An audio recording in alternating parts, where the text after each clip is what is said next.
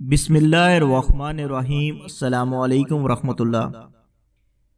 کتب حدیث میں مختلف صحابہ کرام رضی اللہ عنہم اجمعین کے فضائل بیان کیے گئے ہیں، اور سیدنا امیر معاویہ رضی اللہ تعالیٰ عنہ کے بھی بہت سارے فضائل مختلف کتب میں موجود ہیں۔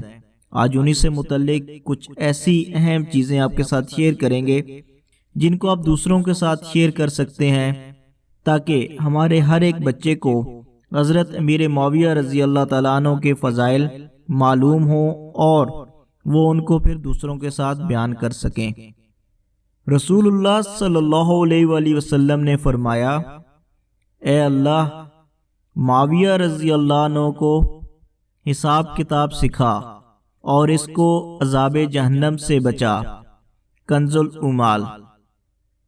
حضرت علی رضی اللہ تعالیٰ عنہ فرماتے ہیں، اے لوگو، تم معاویہ رضی اللہ عنہ کی گورنری اور امارت کو ناپسند مت کرو، کیونکہ اگر تم نے انہیں معاویہ رضی اللہ عنہ گم کر دیا تو دیکھو گے کہ سر اپنے شانوں سے اس طرح کٹ کٹ کے گریں گے جس طرح ہنزل کا پھل اپنے درخت سے ٹوٹ کر گرتا ہے۔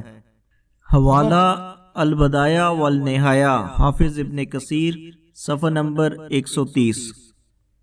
رسول اللہ صلی اللہ علیہ وآلہ وسلم نے فرمایا، میری امت میں معاویہ رضی اللہ تعالیٰ عنہ سب سے زیادہ بردباد ہیں۔ رسول اللہ صلی اللہ علیہ وآلہ وسلم نے فرمایا، اے اللہ، معاویہ رضی اللہ عنہ کو ہدایت دینے والا اور ہدایت یافتہ بنا دیجئے، اور اس کے ذریعے سے لوگوں کو ہدایت دیجئے۔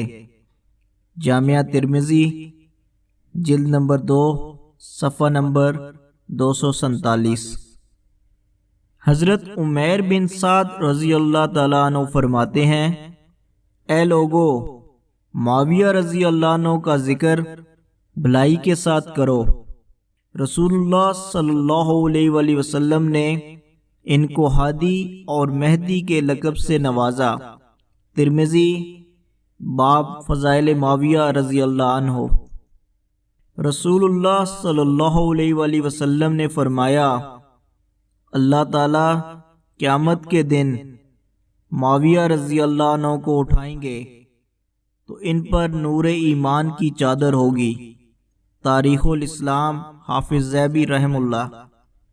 حضرت عبداللہ بن عباس رضی اللہ عنہ نے فرمایا، میں نے معاویہ رضی اللہ عنہ سے بہتر حکومت کے لیے موزوں کسی کو نہیں پایا۔ تاریخ طبری، صفحہ نمبر 215۔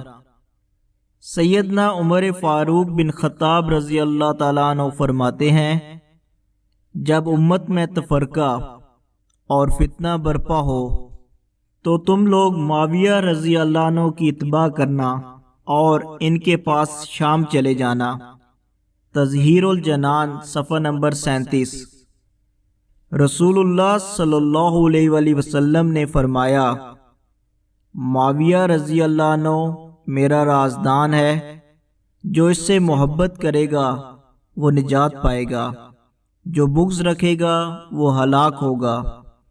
تظہیر الجنان، صفحہ نمبر 19، بحوالہ محب طبری۔